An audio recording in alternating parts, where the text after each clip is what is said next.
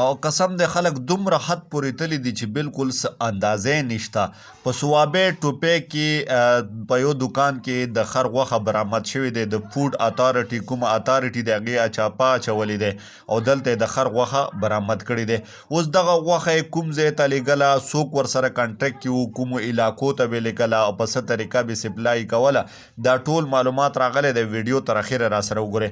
خو کوم ملګري چې زموږ چینل کې نوي دي نو مهرباني وکړئ زموږ در سره دا نوی چینل لازما سبسکرایب کړئ.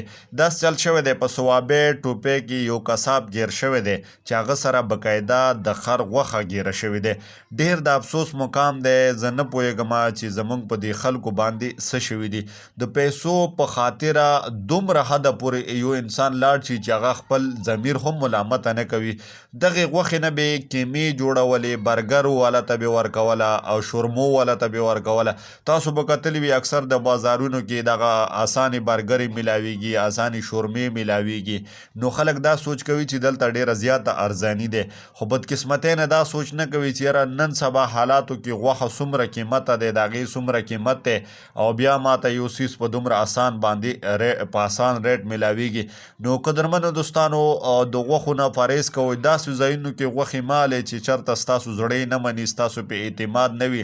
د هغې ځای کې ما کیمې آلې، ما غوښې آلې. ولې نن سبا حالاتو ته وګورئ، ډېر د افسوس